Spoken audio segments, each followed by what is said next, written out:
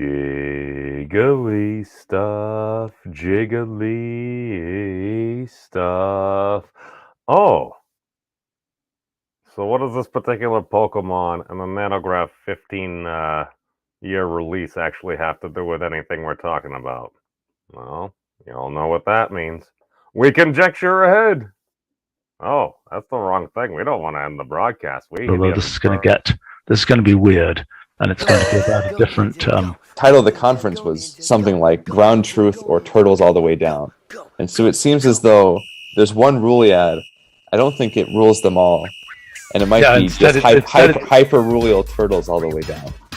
Yes, it's on the back of an infinite number of hyper-rulial turtles. Various people are commenting on the outrage of hacking the universe on a MacBook Air. Hey guys, what's going on? Memes here. Yes, we are back for now. But what are we talking about? So basically, last week I had meant to do this and I totally got lazy. But basically, the NANOGrav collaboration, they released their 15-year findings. And a lot of folks are like, whoa, this is a... But if you actually go back and once my YouTube algorithm kind of kicked in, it's like, Matt from BBS Spacetime was talking about this about like a year or so ago. And other folks, I think Anton was talking about this about a year or two ago and stuff because they had that data, but they didn't necessarily have the confidence to be like, should we hold a press conference just in case? Because something like that has never happened before. You learn a lot on the internet. But what are we talking about here? All right, we go to our friends at the NANOGrav collaboration. So we just pop over right here. Okay, as we can see, scientists use exotic stars to tune in hum from the cosmic symphony. That was the whole point of Jigglypuff, because the whole trope was Jigglypuff just wants an audience so that they can sing to them. But the side effect of them singing is basically putting everyone to sleep. And then they get very angry and they draw on their faces with markers and everything. I don't know. It was just a thing that I took from Professor Feynman, because he was like, oh, atoms are basically these jiggly things and everything. It's like, that seems like a very simple explanation. It's also probably kind of accurate. But, so basically the TLDW is, all right, so basically they're using what's known as pulsars. What are pulsars? Pulsars are basically these massive neutron stars that are basically rotating extremely fast, and basically they'll have these different jets and everything come out. But the thing is, a lot of these are actually very regular. Like, until I think like the 2012 upgrade to atomic clocks, they're like, this would actually be more accurate as a method of like using it as a literal clock of measurement. Very precise. So basically what ends up happening is, as these things are going through, basically they also added, I think in the past like 3.5, 5 years, basically I think like 20-something, 20-second millipulsars, which basically means it's literally like rotating every 20 milliseconds. So like every second, it's going around like 50 times. That's crazy for something that's like kilometers long and stuff like that. It's like, all right, take something like the size of like, I don't know, like New York City or something like that. Compress like about 1.5 sun's masses into it and spin it around ridiculously fast. So basically what ends up happening is, if you have a gravitational wave that kind of goes by and it's very powerful, you'll notice a little variation. Now, just one, you don't necessarily know what it is, but I think they got up to about 67 or so total pulsars in this. So they have all these data points, observing it from like multiple telescopes and stuff like that over a decade. And now they release the data and they're like, all right, and the thing is, there are scientists saying that's like, we believe these are supermassive black holes that are coming together and they're churning up gravitational waves and everything. That could be the case, or maybe there's some new physics. That's one of the reasons we're here right now, so we can totally conjecture. So let's just jump into the little stuff and things. Hey, Laura, good to see you, my friend. Good to see you. Thank you for joining. I hope you're feeling a little bit better. But what do we get right here? All right. So that was the photo that I ripped off there. Hey, they're in the link. Astrophysicists using large radio telescopes to observe a collection of cosmic clocks in our galaxy have found evidence for gravitational waves that oscillate with periods of years to decades, according to a set of published papers today in the Astrophysical Journal Letters. So basically, the wave amplitude, as far as I understand it, it's like you got a wave. It's like, all right, goes this high, goes this high. It's like, what's the period there? It's like, well, some waves, it's like they might be very, very short, very, very short. These things, for to go through an oscillation, is literally like light years, like years for that to happen. They're saying like this is from something ridiculously massive, and apparently they were planning to see things like this, but they're like it appears to be twice as strong as we had predicted. What could that be? It's like, well, maybe there are a lot more inward spiraling supermassive black holes than we thought. I mean, are there more? Perhaps could our colloquially universe, our realm of persistence, if you would, be a heck of a lot larger than we thought. Total conjecture on my part. It might be true. All right. Okay. The gravitational wave signal was observed in 15 years of data acquired by the North American Nanohertz Observatory for Gravitational Waves, aka NANOGrav, Physics Frontier Center, yada yada. A collaboration of more than 190 scientists from the US and Canada who used pulsars to search for gravitational waves. International collaborations using telescopes in Europe, India, Australia, and China have independently reported similar results. All I know is the Chinese telescope. There's now like literally after like the Arecibo thing, like basically it fell in on itself. It got decommissioned. That new Chinese telescope was freaking massive. But essentially, it sounds like they're saying the same thing. Well, earlier results from NANOGrav uncovered an enigmatic timing signal common to all the pulsars they observed. It was too faint to reveal its origin. The 15-year data release demonstrates that the signal is consistent with slowly undulating gravitational waves passing through our galaxy. Quote, this is key evidence for gravitational waves at very low frequencies, unquote. This is Vanderbilt University's Dr. Stephen Taylor, who co-led the search and is the current chair of the collaboration. For years of work, NANOGrav is opening an entirely new window in gravitational wave universe. Yes, okay. As we can see here, they're comparing it to LIGO and stuff, those other detectors where I think in 2015 they had at least made the claim, and it appears to be so, that you actually were able to detect gravitational waves of like two black holes, maybe like, I don't know, 10 to 30 masses of the sun coming together, or two neutron stars, or basically massive small compact things churning up some gravitational waves. But those were at much different frequencies. Where are we? Unlike the fleeting high-frequency gravitational waves seen by ground-based instruments like LIGO, the Laser Interferometer Gravitational Wave Observatory. Try saying that 3 times fast. This continuous low-frequency signal could be perceived only with a detector much larger than the Earth. To meet this need, astronomers turn to our sector of the Milky Way galaxy. It's a huge gravitational wave antenna by making use of exotic stars called pulsars. NANOGrav's 15-year effort collected data from 68 pulsars to form a type of detector called a pulsar timing array. Groovy. But, I see ya. But what will this mean for us, Laura? Well, this in and of itself probably really nothing. However, if this does happen to be a whole bunch of supermassive black holes spiraling in, the LIGO detector detects a quick blip from like a normal sized black hole or non-supermassive coming together, and we feel like a little we barely feel anything. What happens when those two supermassive black holes actually overcome what they call the final parsec problem? It's like, can these things actually come together? if that's true, there could be a really big kaboom.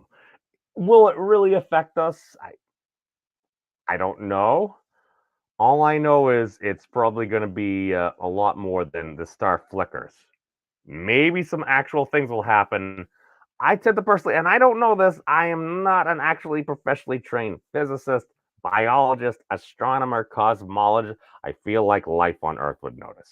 I feel like at least some animals, if not us, would probably notice there. And again, that's conjecture on my part. Oh, the also other thing is this might actually be a potential observation to help affirm eternal cyclic cosmology, the little thing that I'd been putting through and did a little video from the last Physics Monastery conference. And totally biased on that. It's in my self-interest, so just be honest about it. Okay, quick definition of a pulsar, and then we'll just jump ahead to a couple quick pretty things and not take too long. A pulsar is the ultra-dense remnant of a massive star's core following its demise in a supernova explosion. Pulsars spin rapidly, sweeping beams of radio waves through space, so they appear to pulse when seen from the Earth. The fastest of these objects, called millisecond pulsars, spin hundreds of times each second. Their pulses are very stable, making them useful as precise cosmic timepieces. But yeah, they're going over Arecibo. Yep, in Puerto Rico, it's no longer operational. But they kept on, basically, long story short, they kept on adding in more and more data points, and then they basically fit the data there. But yeah, they get the link to their little release. They streamed for like 10 hours. I'm not sure if they just had it all on repeat. I listened to a couple of them. It was really interesting. Now, they're saying that they do believe that these are those gigantic black holes orbiting in on each other. At least some scientists are saying that because, well, that would probably help explain it. And they go through and then they have more. Yeah. Yeah, they have the publications down here at the ends. But basically, they're going through that a lot of other collaborations seem to be reporting the same thing. We've observed things for a long enough time that we believe, I think it was up like 4.6 sigma, which in particle physics, you want to have about 5 sigma, so that's about like a 140,000 or maybe closer to 100,000 chance or something like that, that it was just an error. There was just basically some noise in the data. Apparently for cosmology and stuff, 3 sigma is good enough for discovery. That's about like, I don't know, like 99.5% confidence level. Not as high as like 1 in 40,000, so it's a little more than 1 in like 100-ish. But 4.6 sigma, from what I heard, that's pretty dang good. We go over to the Astrophysical Journal's letter. Don't worry, we're not going to go through all this. I just really want to look at this to kind of give an idea of what's going on. Okay. Basically, these are from, I believe, the millisecond pulsars. So as you can see, it's all over there, but they're trying to hit like a best fit curve here. It's like, there does seem to be a bit of a pattern going on here. And just from like an Earth-based perspective, if you're looking out, it's like, okay, we've got all these different pulsars over the sky. And it's like, all right, here's the thing that kind of confused me. And maybe it's a little bit of both. But at first, I'm like, all right, if the gravitational wave kind of like starts at like one of these things, and this is like, all right, a couple light years away, are you going to see that? And then you're going to see that? What happens when the gravitational wave hits the Earth? I've heard different claims about this. And I think one of the actual papers is like, oh, no. But basically, it's like, all right, there's a ripple. There's literally like a little ripple, kind of like a wave. It's totally not the ether. Because we said there wasn't an ether when we did an experiment like 100-something years ago. But now I hear science is talking about like a superfluid stuff. It kind of sounds like a luminiferous ether, but it's not the ether. Speculation on my part. But basically, we got this wave going through, whether it's the Earth or whether it's that pulsar itself. It's literally kind of sounds like the wave in like a like a football stadium or a freaking baseball game or something. Everyone's going, whoa! And it's going to happen at one point, and it's going to go through. I'm not saying that that's exactly what this is, but it does kind of sound like it. And for a person that's ever seen a whole bunch of human beings do that, that makes a lot more sense than some cosmic remnant oscillating in a spectrum that we can just barely figure out. It's like, what? Okay, those are a lot of words, but it's like, no. These are these pulsars going, woo, because of this gravitational wave going by. At least that's the claim. Oh, yeah, and one of these letters is, I think they actually call it the gravitational background. Oh, there we go. Yeah. Evidence for a gravitational wave background. So these two main links are right there. Now, if this did happen to be a gravitational background, so to speak, hey, awesome one. Thank you for joining. Well, this is the interesting thing. If it could be a number of things, I'm going to rampantly speculate here is if the signal, at least according to some folks on the internet, mostly I think Anton Petrov, I believe Matt O'Dowd, and was it Fraser? I think Fraser was speculating because he went on hiatus, like right as they were announcing it. Or they announced it right before he went on hiatus. Totally a quinky dink. But I think what it is if you get these supermassive black holes, like literally you're in a pool. You're in a pool. What are you going to do? It's like you have a friend. You clasp your arms together like this. You start spinning around. What happens? You jostle up a whole bunch of water. I literally did stuff like this with my friends where we would get like the entire pool to just like start waving and stuff. Why? Because we thought we were large kaiju, or at least I did. Well, hey, not saying that's why I'm a scaly, but these are probably continuing contributing factors. Hey, Rick, thank you for joining, my friend. NANOGrav is very, very exciting.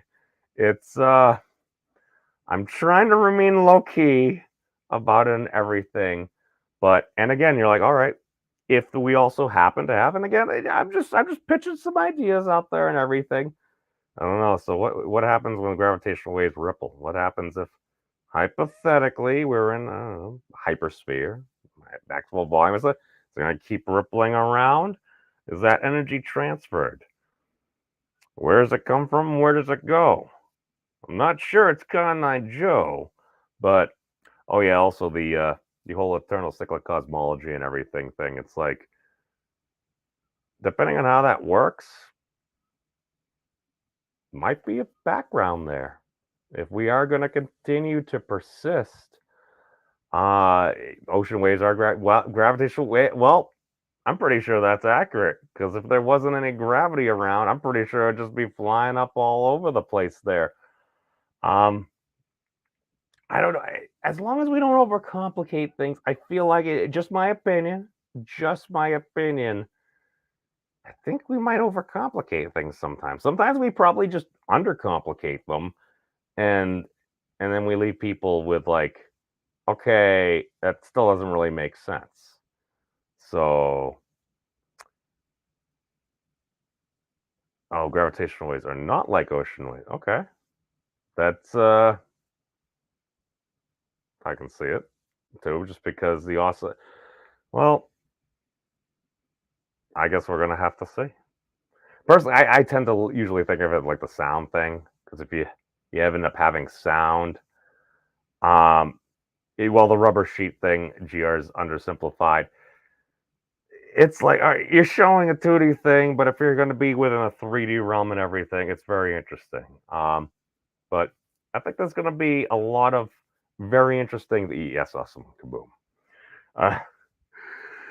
That is, I put stuff out like there before. I'm not saying it's a kinetically accreting baryonic oscillatory.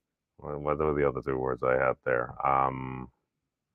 Origin moduli or something like that. Oh God, that's so forced. It's so forced.